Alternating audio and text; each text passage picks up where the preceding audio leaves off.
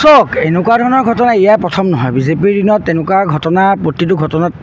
ঘটনা পৰিঘটনা আজি এতিয়া যদি আপুনি চাই আমাৰ নেশ্যনেল হাইৱেটোৰ ক্ষেত্ৰতে চাওক তাতে তাকে 3জন বা 4জনলৈকে তেওঁলোকে ব্লেক লিষ্টেড কোম্পানী হাতত তেওঁলোকে দায়িত্ব দিলে যাৰ কাৰণেলৈকে ৰাস্তাটো নহ'ল এতিয়া কথাটো হ'ল এনেকুৱা ধৰণৰ যে তেওঁৰ ওপৰত ইতিমধ্যে আমি জনা মতে যে গভৰ্ণৰে ভাইচ চেঞ্চেলৰলৈ এখন গেজেট নটিফিকেশ্যন জাৰি কৰিছিল যাৰ জৰিয়তে এটা ইনভেষ্টিগেশ্যনৰ কথা কোৱা হৈছিল কিন্তু এতিয়ালৈকে উপাচাৰ্য মহোদয় নিমাত কিয় আৰু এটা কথা ঠিক যে এনেকুৱা এটা বহুল এটা পৰিসৰ যেতিয়া কাম এটা হয় তাত উপাচাৰ্য মহোদয়কে কওক বা তাত আনুষংগিকভাৱে জড়িত তাত উচ্চপদস্থ বিষয়াসকলৰ কথাই কওক তেওঁলোকৰ ক'ৰবাত নহয় ক'ৰবাত তাত অংশীদাৰিত্ব থাকিব লাগিব অন্যথা এনেধৰণৰ কাণ্ড ঘটি থাকিব নোৱাৰে এইটো কথা স্পষ্ট কথা আৰু এই ঘটনাটোক লৈ এতিয়ালৈকে চৰকাৰো নিমাত এতিয়ালৈকে কৃষিমন্ত্ৰী আমাৰ অতুল বৰা ডাঙৰীয়া নিমাত আজিলৈকে অতুল বৰা ডাঙৰীয়াৰ দায়িত্বত আছে কৰ্তৃত্ব আছিল যে তেওঁ এই ব্যৱস্থাটো গ্ৰহণ কৰক কাৰণ গভৰ্ণৰ এজনে দিয়াৰ পিছত এটা গেজেট নটিফিকেশ্যন দিয়াৰ পিছত তাৰ ওপৰত কোনোধৰণৰ এতিয়ালৈকে বিহিত ব্যৱস্থা নহ'ল উপাচাৰ্যজনৰ নিমাত হৈ থাকিল মানুহ গ'লে তেওঁ লগ কৰিবলৈ সাহস নহয় সাংবাদিকৰ মুখামুখি হোৱা সাহস নাই তেনেকুৱা এটা পৰিৱেশ পৰিস্থিতিত কিন্তু এটা কথা ঠিক যে এই গোটেই ঘটনাটোত যে তেওঁলোকে উচ্চপদস্থ বিষয়াসকল জড়িত সেই কথাও কিন্তু উমান পাইছোঁ আৰু এটা কথা ঠিক এনেধৰণৰ ঘটনা পৰিঘটনা কিন্তু হৈ থাকিবলৈ দিয়া নহ'ব ইতিমধ্যে আমাৰ গৌৰৱ গগৈ ডাঙৰীয়া আপুনি দেখিছে যে বিভিন্ন ক্ষেত্ৰত আমাৰ তেওঁ দায়িত্ব লোৱাৰ পিছৰ পৰাই তেওঁ সাংসদ হোৱাৰ পিছৰ পৰাই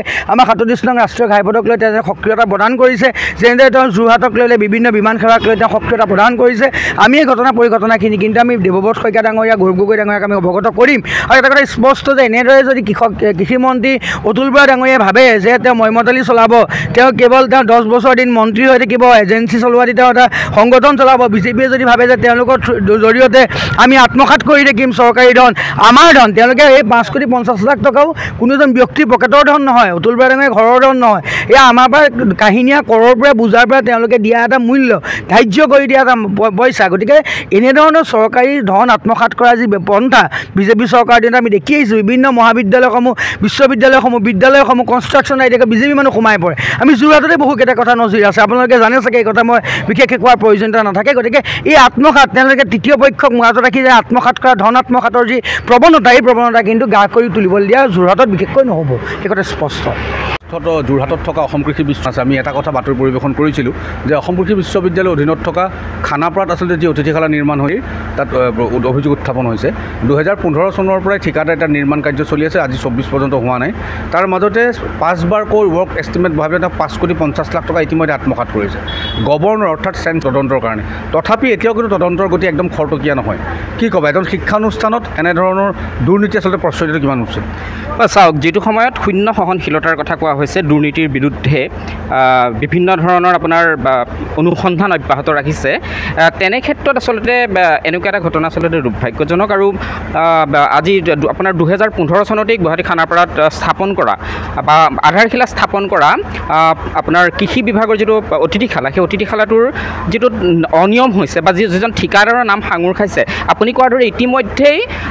আপোনাৰ 9বাৰ ৱৰ্কিং এষ্টিমেট আহিছে য'ত 5 কোটিতকৈও অধিক টকা গতিকে নিশ্চিতভাৱে দুৰ্ভাগ্যজনক আৰু আপোনালোকৰ সংবাদ মাধ্যমৰ যোগেদি যিটো জানিব পাৰিছোঁ ইতিমধ্যে ৰাজ্যপালৰ অফিচৰ পৰা বা আমাৰ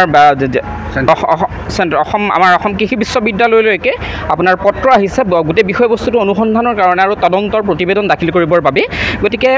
আমি আহ্বান জনাইছোঁ যে অসম কৃষি বিশ্ববিদ্যালয়ৰ কৰ্তৃপক্ষই যাতে গোটেই বিষয়টো খুব তৎকালীনভাৱে আপোনাৰ তদন্ত খুব খৰতকীয়া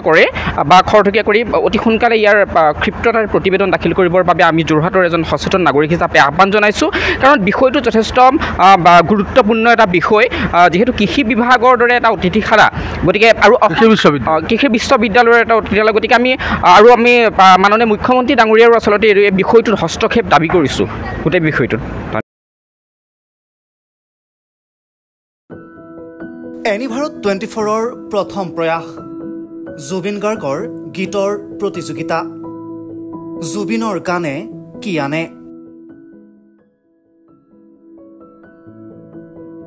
অডিশ্যনৰ বাবে যোগাযোগ কৰক 8638661821 আৰু 8812831556 নম্বৰত এনিভাৰত 24 উদ্যোগত এটা নতুন সংগীতৰ প্ৰতিযোগিতা আয়োজন কৰা হৈছে য'ত মোৰ গানৰ প্ৰতিযোগিতা হ'ব আপোনালোকে তাত প্ৰতিযোগী হিচাপে আহিবলৈ পাৰিব আৰু মোৰ ফালৰ পৰা আন্তৰিক শুভকামনা জনাইছোঁ